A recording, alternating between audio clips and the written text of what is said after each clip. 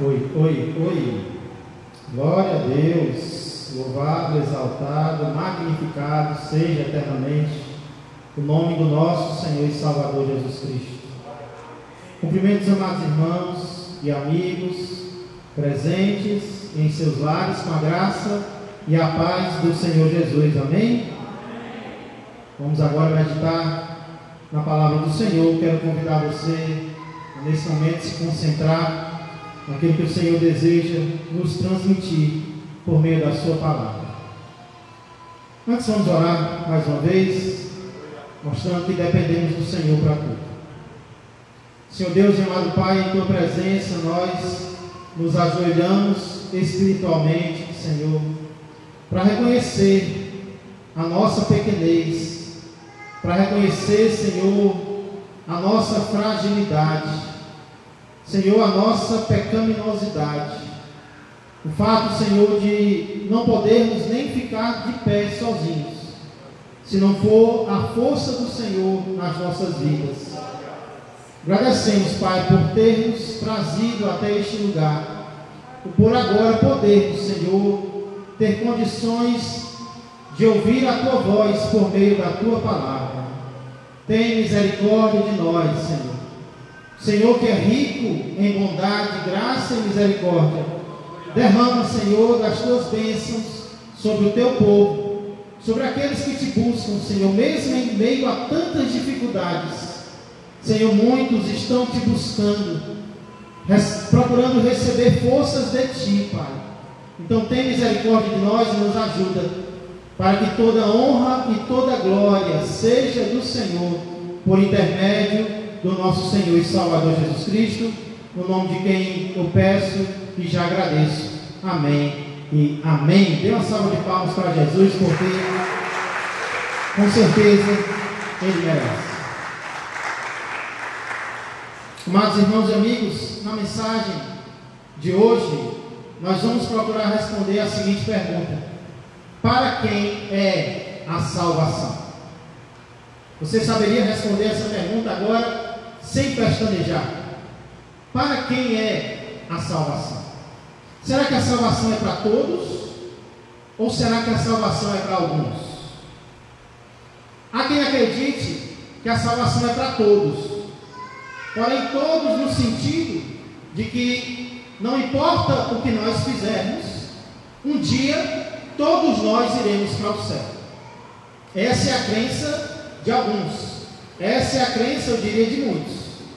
Alguns acreditam que não importa o que o ser humano faça, ele vai para o céu de qualquer jeito. Então, para essas pessoas, a salvação é para todos, o céu é para todos. Para outras pessoas, porém, o céu é para alguns.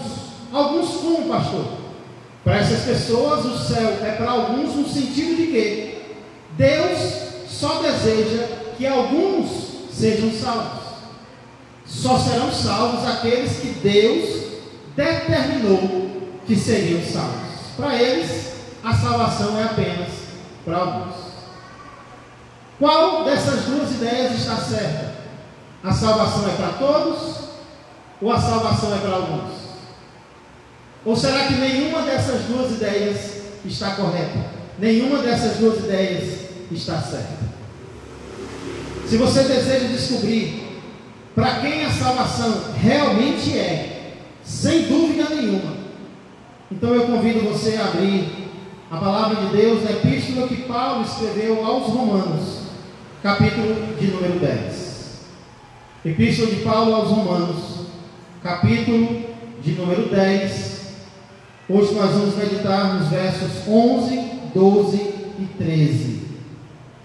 Por favor, se você trouxe Bíblia, abra a Bíblia em Romanos, capítulo 10, versos 11, 12 e 13. São esses três versículos que nós vamos meditar hoje para procurar responder a pergunta que eu citei. Nos versos anteriores, irmãos, os versos nos quais nós meditamos anteriormente, versos 9 e 10, nós respondemos a seguinte pergunta: o que eu devo fazer para ser salvo? E nós aprendemos que para ser salvo, alguém tem que crer em Jesus com o seu coração e tem que confessar o Senhor, Jesus como Senhor, com a sua boca. Simples assim, crer com o coração e confessar com a boca. Já nos versos nos quais nós vamos meditar hoje, a pergunta que nós vamos responder é: para quem realmente é a salvação? Se você fizesse essa pergunta para um judeu, a resposta dele seria assim: a salvação é somente para o judeu. O judeu, ele não suportava quem não fosse judeu. Para você ter uma ideia, um judeu, antigamente, quando ele viajava para outro país e ele voltava para Israel, ele sacudia a poeira das suas roupas e dos seus pés. E por que ele fazia isso, pastor? Para que a terra de Israel não ficasse contaminada com a poeira dos outros povos. Então, o israelita, o judeu, não suportava quem não fosse israelita. Um judeu não entrava na casa de um gentil. Gentil é alguém que não é judeu. Um judeu não comia num prato de gentil, não bebia num copo de gentil. Um judeu não apertava a mão de um gentil. Na verdade, todo homem israelita, assim que acordava, era um costume muitos fazerem a seguinte oração: ó Deus, muito obrigado, porque eu não nasci mulher. Obrigado, porque eu não nasci escravo. E obrigado, porque eu não nasci gentil. Obrigado, porque eu não nasci mulher. Obrigado, porque eu não nasci escravo. E obrigado, porque eu não nasci gentil. Eu nasci um judeu. Então, o judeu acreditava que somente ele era salvo. Ele não acreditava que a salvação poderia ser para os outros povos, que a salvação poderia ser para outras pessoas. Então, irmãos, será que a salvação é apenas para alguns? Ou será que a salvação é para todos? Se ela é para todos sem distinção, todos serão salvos? Ou é necessário fazer algo para que sejamos salvos? São muitas perguntas, não é? E Paulo vai responder essas perguntas fazendo 4 afirmações, por meio de 4 afirmações nas quais nós vamos meditar hoje. Então não se perca. Paulo vai responder a pergunta: para quem é a salvação, por meio de 4 afirmações. Primeira afirmação que Paulo faz é: todo aquele que nele crê não será confundido. Paulo começa a responder com essa frase: todo aquele que nele crê. É a promessa que Deus faz: não será confundido. Não ser confundido, irmãos, é uma expressão que significa não ser envergonhado. Confusão, vergonha são sentimentos que normalmente vêm quando nós esperamos algo e esse algo não chega. Nós esperamos que algo aconteça, nós esperamos um acontecimento, nós esperamos uma resposta e essa resposta não vem. Como é que nós ficamos? Nós ficamos confusos. Peraí, mas eu pensei que ia ser assim, eu pensei que ia dar certo, eu pensei que ia chegar. Nós ficamos confusos. Por que não veio? Por que não aconteceu? Por que não chegou? Confusão, vergonha são experiências que muitas vezes nós temos. Confusão e vergonha são sentimentos que fazem parte da história humana. Muitas vezes nós ficamos confusos, muitas vezes nós ficamos envergonhados, mas a promessa desse versículo é de não ser ou não ficar confuso. Essa é a promessa do final do versículo. E a pergunta que eu faço é: para quem é essa promessa? para quem Deus está prometendo que ele não será confundido. Para quem é a promessa de que ele não será envergonhado. Preste atenção. Paulo poderia ter dito: todo judeu não será confundido. Poderia? Paulo poderia ter dito: todo israelita não será envergonhado. Não poderia? Mas não foi isso que ele escreveu. O que foi que Paulo escreveu? Todo aquele que nele crê não será confundido. O que nós percebemos aqui, irmãos? Existe uma condição para não ser confundido? Existe. Qual é a condição? Crer nele. Existe uma condição para receber a salvação? Sim. Crer nele. Existe uma condição. Mas perceba que essa condição, ela pode ser cumprida. Obrigado. Ela pode ser cumprida por qualquer pessoa. Não apenas o judeu pode crer nele, mas o gentio também pode crer nele. O judeu e o não judeu pode receber a promessa de não ser confundido, de não ser envergonhado, se tão somente ele crê nele, ou seja, crê no Senhor. Nessa primeira afirmação, portanto, Paulo começa a mostrar para quem é a salvação. A salvação é para todo aquele, não apenas de um país, não apenas de um povo, é para todo aquele que nele crê.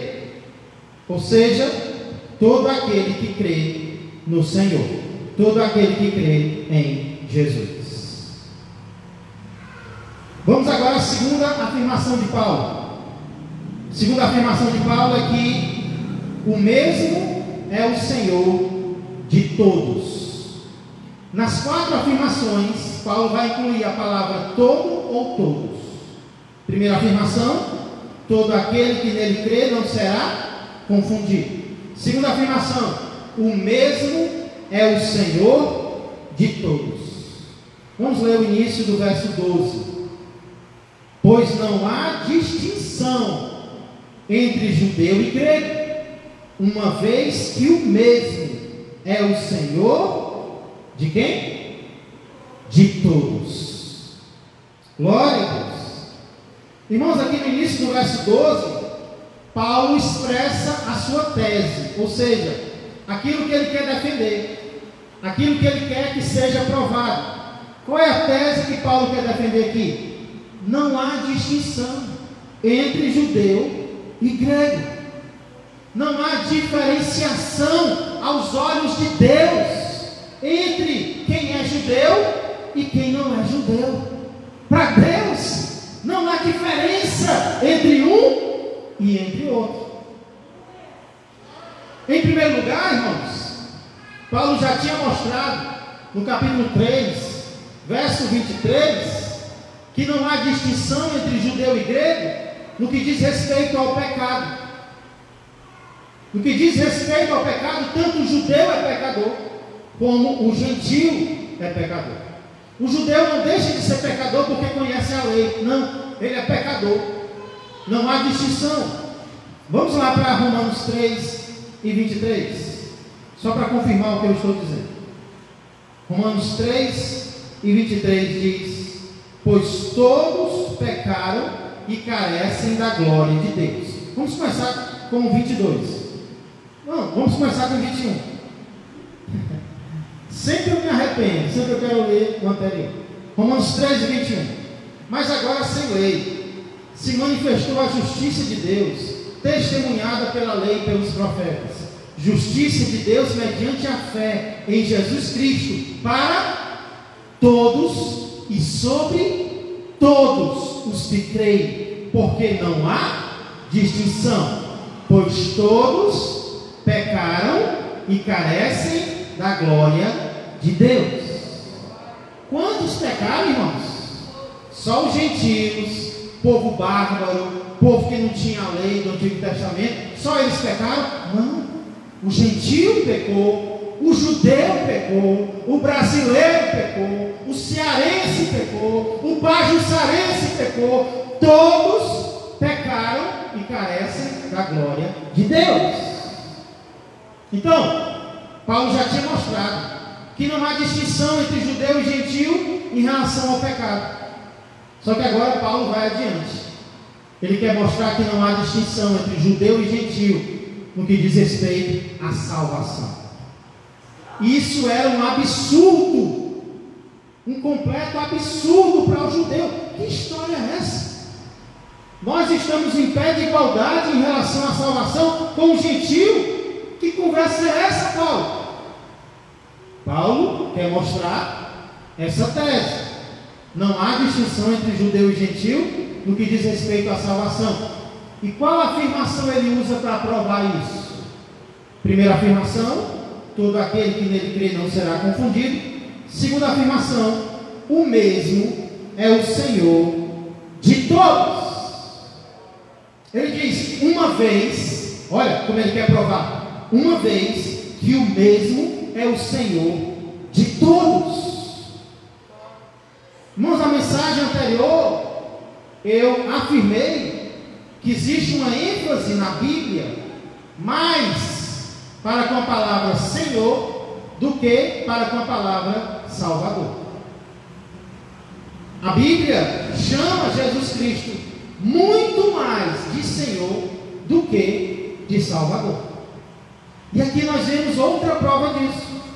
Paulo aqui mais uma vez enfatiza, ele chama Jesus de quê? De Senhor. O mesmo é o Senhor de todos. E por que Paulo escreve isso aqui, irmãos? Eu acredito que o motivo é o seguinte: o judeu, ele tinha orgulho de dizer que Deus era o Senhor deles, porque eles acreditavam que Deus, Yahvé, era o Senhor deles, apesar de não obedecerem a Deus. Porque muitas vezes, se nós não tivermos cuidado, nós vamos chamar Deus de Senhor, sem contudo obedecê-lo na nossa vida, no nosso dia a dia. E assim era o judeu, tinha orgulho de chamar Deus de Senhor. Porém, o que Paulo mostra aqui é que Deus não é e nem quer ser o Senhor apenas dos judeus. Deus é e quer ser o Senhor de todos, não apenas do judeu, mas também do gentio. E sabe o que é mais impressionante? É que Deus quer ser o Senhor de todos por meio de seu Filho, aquele que os judeus não aceitavam, o Messias. Eles rejeitaram o Messias, mas Ele é o Senhor. Ele é o Senhor diante do qual todo joelho deve se dobrar e toda língua deve confessar que Ele é Senhor, para a glória de Deus Pai. Então essa é a segunda prova que Paulo dá, ou a segunda resposta, a segunda afirmação que ele faz, para responder a pergunta: para quem é a salvação?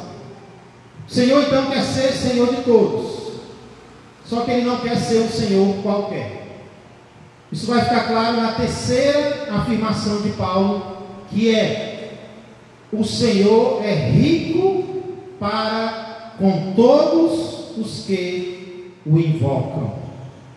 Verso 12, a parte final, diz assim, Romanos 10 e 12. Vou ler o verso 12 inteiro. Pois não há distinção entre judeu e grego, uma vez que o mesmo é o Senhor de todos. Agora, terceira afirmação: rico para com todos os que o invocam. Sim, Jesus é Senhor, mas não, Ele não é um Senhor qualquer. Ele não é um Senhor cruel. Aqui diz que ele é o quê? Pobre? Não. Ele é rico. Rico ou riqueza, irmãos, são palavras muitas vezes usadas pelo apóstolo Paulo para se referir a características de Deus, como a sua bondade, a sua graça e a sua misericórdia. Deus é rico em bondade, Deus é rico em graça e Deus é rico em misericórdia. Vamos ver um exemplo de cada uma dessas riquezas que eu citei. Primeiro, Romanos capítulo 2 e verso 4. Hoje é culto de doutrina, então é um culto para abrir ainda mais a palavra de Deus. Romanos capítulo 2, verso 4. Primeiro exemplo de riqueza de Deus é a riqueza da sua bondade. Romanos 2 e 4 diz: ou desprezas a riqueza da sua bondade e tolerância e longanimidade, ignorando que a bondade de Deus é que te conduz ao arrependimento. Deus não é apenas bom, Deus é rico em bondade. Podemos agradecer a bondade de Deus o tempo todo, porque o tempo todo Deus é bom. Agora vamos para Efésios capítulo 1, verso 7. Outro exemplo da riqueza de Deus. Efésios 1 e 7.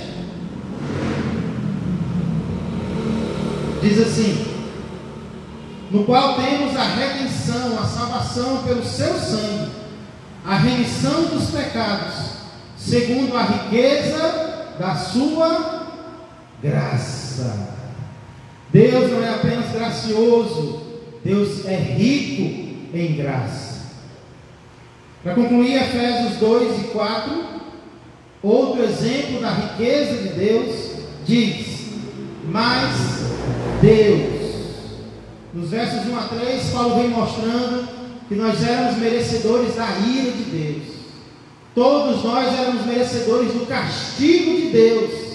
Aí no verso 4 ele diz: mas Deus, sendo rico em misericórdia, por causa do grande amor com que nos amou, e estando nós mortos em nossos delitos, nos deu vida juntamente com Cristo, pela graça sois salvos.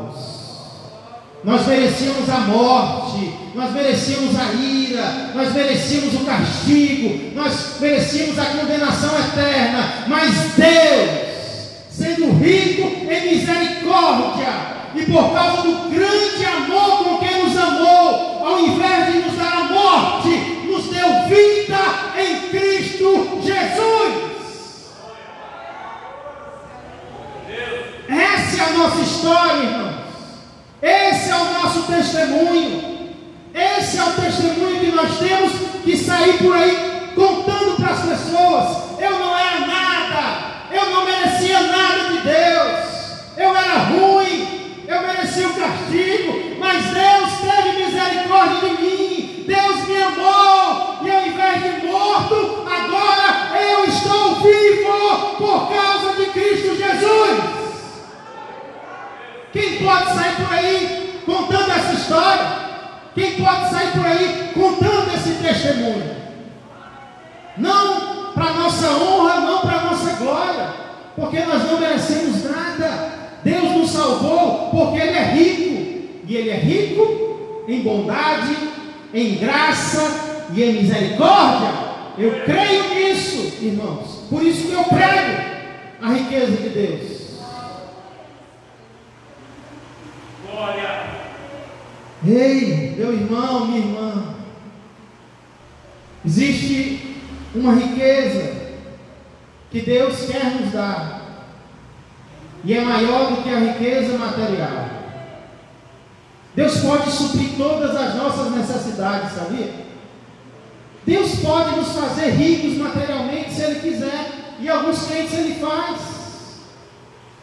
Mas, irmãos, existe uma riqueza mais importante do que a riqueza material, é a riqueza espiritual.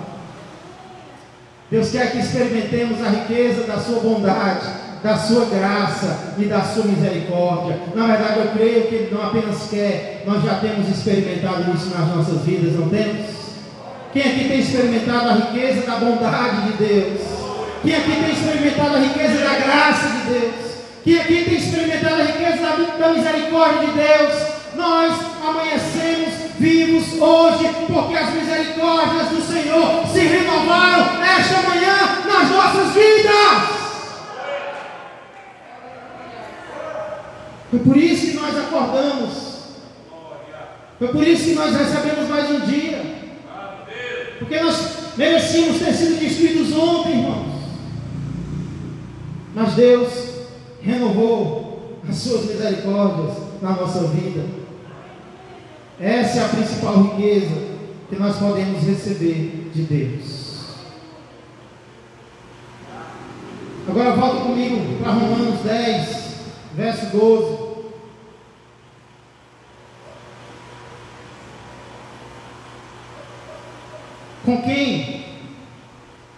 Para com quem Deus demonstra ou quer demonstrar a sua riqueza?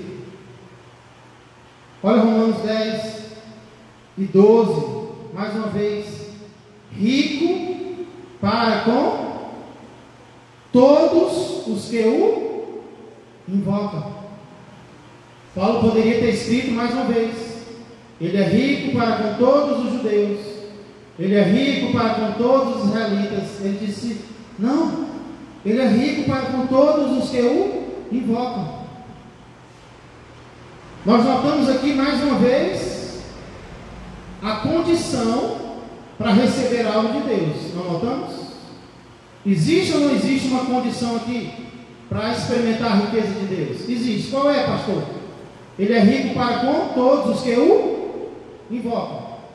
Para que eu experimente a riqueza de Deus, eu tenho que fazer o quê? De acordo com esse versículo, eu tenho que invocar o Senhor. O que significa invocar? A expressão invocar ou invocar o nome do Senhor na Bíblia é uma expressão que significa clamar a Ele por socorro. Uma expressão para quem está enfrentando um perigo maior do que a sua capacidade, um inimigo maior do que as suas forças, sabendo que não vai conseguir se salvar sozinho. O que ele faz? Ele invoca o nome do Senhor. Senhor, me salva. Senhor, me livra. Senhor, me liberta. É isso que significa invocar o nome do Senhor. E a principal área na qual isso deve ser feito é para a salvação. Nós temos que reconhecer que nós não podemos nos salvar sozinhos. Então nós invocamos Jesus, o Senhor que morreu na cruz em meu lugar, vem me salvar. Então Paulo está mostrando aqui mais uma vez que existe ou não existe uma condição para ser salvo. Existe ou não existe? Existe. Mas o que ele está mostrando é que essa condição ela pode ser cumprida por qualquer pessoa. Não apenas o judeu pode invocar o nome do Senhor. O gentio pode invocar o nome do Senhor. O Senhor é rico para com todos os que o invocam. Na hora do perigo, qualquer um pode invocar o nome do Senhor. E todo aquele que invocar vai experimentar a riqueza da bondade, da graça e da misericórdia do Senhor. Isso nos leva à quarta e última afirmação de Paulo, aqui em Romanos 10, 11 a 13. É a seguinte: todo aquele que invocar o nome do Senhor será salvo. Mais uma vez, todo. Nas quatro afirmações que Paulo faz aqui, ele inclui a palavra todo ou todos. Vamos ler o verso 13. Porque todo aquele que invocar o nome do Senhor será salvo. Glória a Deus. Irmãos, Paulo pega o gancho da palavra invocar no verso 12, rico para com todos os que o invocam, e agora ele aproveita para fazer mais uma citação de um profeta do Antigo Testamento. No verso 11 ele citou Isaías 28 e 16. Aqui no verso 13 ele cita Joel 2 e 32. Antes que venha o grande e terrível dia do Senhor, aquele que invocar o nome do Senhor será salvo.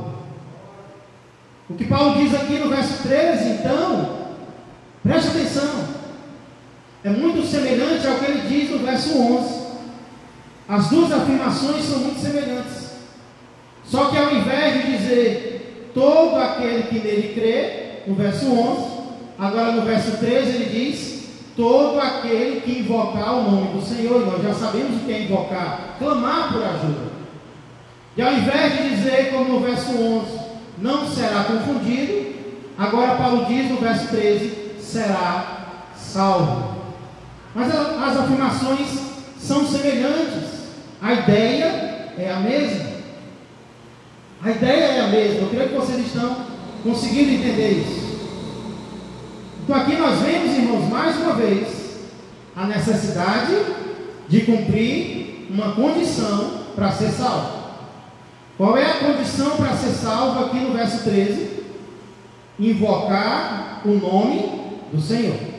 Todo aquele que invocar o nome do Senhor, talvez seja salvo. É uma dúvida? É uma possibilidade? Não, é uma certeza. Existe ou não existe uma condição para ser salvo? Existe. Crer, invocar o nome do Senhor. Agora, mais uma vez, a condição pode ser cumprida apenas por um povo, apenas por uma raça, apenas por um tipo de pessoa? Não. A condição pode ser cumprida por qualquer pessoa. O judeu que invocar o nome do Senhor será salvo. O não judeu que invocar o nome do Senhor será salvo. Na verdade, todo aquele, inclui a todos, que invocar o nome do Senhor será salvo. Irmãos, essas são as 4 afirmações de Paulo. E a pergunta que nós podemos fazer agora é: que conclusões nós podemos tirar de tudo isso? Deixa eu compartilhar 3 rapidamente. 3 conclusões em relação a Deus, mas que servem de lição para nós também. Primeiro, não existe universalismo em Deus. Pastor, o que é universalismo? Universalismo é uma ideia bonita. Eu até paquerei com ela um tempo. É a ideia de que no final todo mundo vai para o céu. Ninguém vai para o inferno, ninguém vai ser condenado. No final, todo mundo vai para o céu, independente do que faça. Hitler, ou até o diabo, no final das contas vai para o céu. Isso se chama universalismo. É a ideia de que ninguém vai ficar longe da presença de Deus, todos serão salvos. Essa é uma ideia muito bonita, tão bonita que ela quase me fisgou quando eu estava estudando sobre o inferno. Quase que eu acreditava nisso.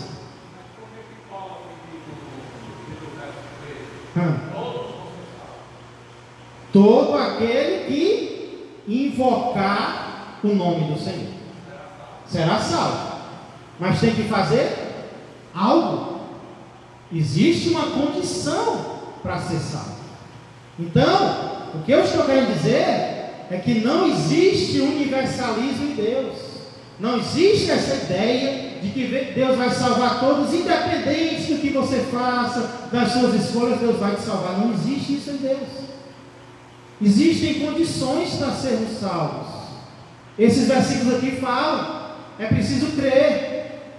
Nos versos anteriores, é preciso confessar.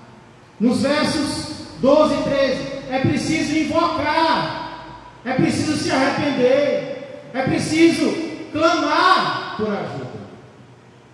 Então tem ou não tem condições para sermos salvos? Então essa ideia é muito bonita, mas é uma ideia errada. Mas deixa eu dizer, essa ideia é muito comum nos dias de hoje. Morreu alguém, para onde é que esse alguém vai? Não importa a pessoa, morreu, que Deus o tenha. Morreu, já está com o papai. Morreu, já está com Deus, está cantando com os anjos lá no céu.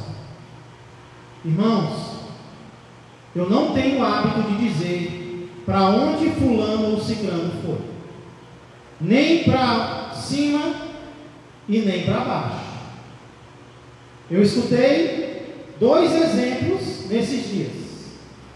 Primeiro eu ouvi dizer que uma jogadora de um time brasileiro afirmou que o Paulo Gustavo foi para o inferno.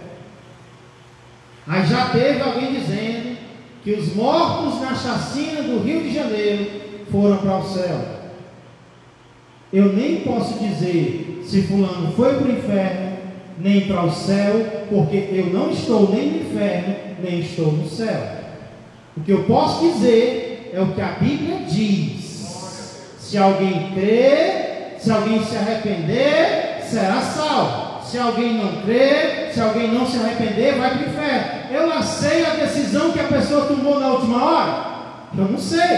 Então eu não posso chegar dizendo, fulano foi para cá, fulano foi para lá. Eu tenho esperança. Isso eu tenho. Eu tenho esperança que todo mundo se arrependa no final e vá para o céu. Agora afirmar, dizer, foi para o céu, esse aí foi para o inferno. Eu não sou Deus não, nem você. Então, tenhamos cuidado com isso. Tenhamos cuidado com o universalismo. Deus quer que todos vão para o céu? Quer. Mas tem que cumprir as condições. Tem que crer. Tem que confiar. Tem que confessar. Tem que se arrepender. Pastor, que lição isso traz para nós? Primeiro, nós temos que continuar. Nós temos que perseverar nos caminhos do Senhor. Não pense que Deus vai levar alguém para o céu sem cumprir as condições dele, não. Mas eu fui crente um dia. Pois volte a ser, antes que seja tarde demais. Volte para os caminhos do Senhor. Esse negócio que todo mundo vai ser salvo não existe. Nós temos que perseverar nos caminhos do Senhor. E segundo, nós temos que continuar pregando a palavra do Senhor. E é sobre isso que Paulo vai falar nos versos que, se Deus quiser, nós meditaremos na próxima quinta, versos 14 e 15. Como ouvirão se não há quem pregue? Aí a igreja tem que pregar, a igreja tem que enviar pregadores para o campo missionário. Segunda conclusão que eu tiro aqui: não existe favoritismo em Deus. Eu disse que seriam 3, são só 2, tá bom? Não existe favoritismo em Deus. Deus não tem favoritos. Deus não tem prediletos. Às vezes algo ruim acontece na nossa vida. O que a gente pensa? Eu sou um desprezado do Senhor, né? Predileto, favorito é aquele meu irmão lá. Olha aí como ele é abençoado. Olha aquela irmã como ela é abençoada por Deus. Parece que Deus só ama a irmã. Deus só ama o irmão. Aí basta algo bom acontecer na nossa vida, um livramento, uma promoção, um emprego. Aí quem é o favorito? Sou eu. Eita, como Deus me ama. Eita, rapaz, Deus tem algo especial comigo. Deus não tem favoritos. Deus não tem indivíduo favorito. Deus não tem povo favorito. Esse foi o erro do judeu. achava que por ser judeu eu estou salvo. Deus tem algo especial com o judeu. Ei, Deus chamou o judeu para ser uma bênção para todas as nações. Deus não chamou o judeu para salvar só o judeu, não. Então o judeu estava errado. E sabe quem mais está errado nos dias de hoje? Os deterministas, para não dizer outro nome. Pastor, o que é o determinista? Determinista é aquele que acredita que na eternidade passada Deus escolheu quem vai para o céu e quem vai para o inferno. Aí você, eu, achamos o quê? Eu sou escolhido, eu sou especial, eu sou o cara, esse cara sou eu. Irmãos, onde é que você está vendo Paulo dizer aqui em Romanos? Todos aqueles que Deus escolheu serão salvos. Todos aqueles que na eternidade passada Deus olhou com carinho mais do que dos outros serão salvos. Paulo diz: se você crê, você é salvo. Se você não crê, você não é. Deus não trata diferente as pessoas. Deus dá oportunidade para todos. Aquele que se render, aquele que se prostrar, aquele que confiar, será salvo. Aquele judeu que não se converter, que não se prostrar, que não acreditar, não será salvo. Deus não tem prediletos. Se você cumprir as condições, você vai ser abençoado por Ele, você vai ser salvo por Ele. Amém, igreja? Simples assim. Porque se nós não tivermos cuidado, nós vamos achar que Deus tem favoritos. E ao invés de pregar para todo mundo, a gente vai perguntar: Senhor, será que esse é um escolhido ou não? Acho que não é não. Colhendo assim, ixi, acho que esse aí nunca vai ser crente. Rapaz, quem que olhava para você antes de dizer que você ia ser crente? Mas a palavra veio ao teu coração, você se quebrantou, você recebeu, e agora você está aqui.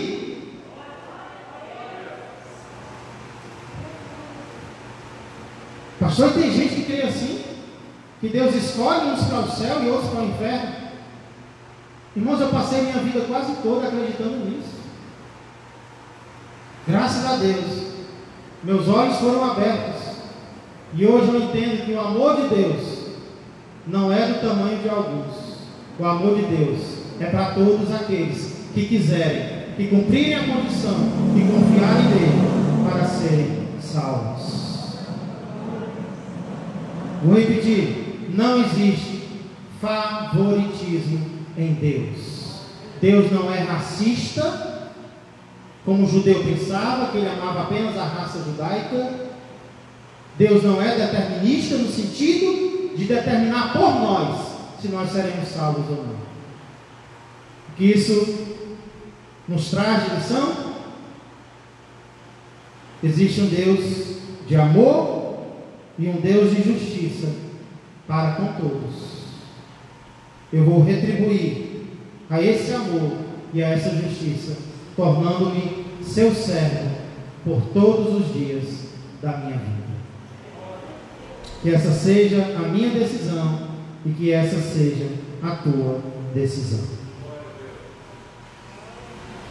Eu encerro falando para você que talvez tenha convicção de que vai para o céu, mas pelos motivos errados. Você precisa ter convicção que vai para o céu, porque você invocou o nome do Senhor, porque você creu nele e continua crendo. Também quero falar para você que talvez não tenha esperança de salvação.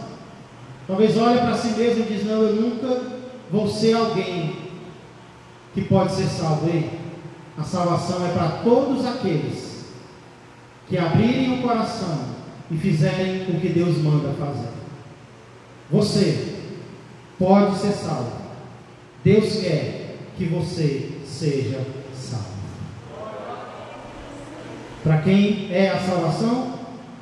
para todo aquele que cumprir as condições de Deus.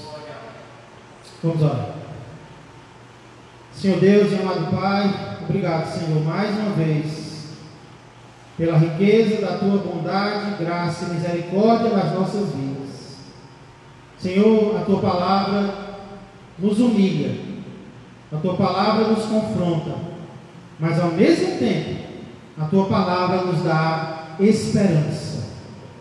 Senhor, nós não somos salvos porque nascemos em determinado povo ou não, porque se fosse assim, quem não nascesse naquele povo não poderia ser salvo. Nós somos salvos, Senhor, mediante aquilo que todo ser humano pode fazer em qualquer lugar e em qualquer época, que é clamar pelo nome do Senhor de todo o coração, com fé no coração, com arrependimento. Isso todos podem fazer. Então a salvação é para todos, todos aqueles que invocarem o nome do Senhor. Pai, se há alguém me ouvindo com convicção de salvação, enganado, Pai, achando que vai para o céu sem ter feito o que o Senhor manda fazer, que é se humilhar, se arrepender e se converter, que faça isso agora. E se há alguém desesperado de salvação, sem esperança, achando que não tem mais jeito para ele ou para ela, é justamente ele ou ela que Jesus pode salvar nesta noite e tornar-se o Senhor dele ou dela nesta noite. Faz tudo isso, Senhor, para a Tua honra e para a Tua glória, em nome de Jesus. Amém, amém e amém.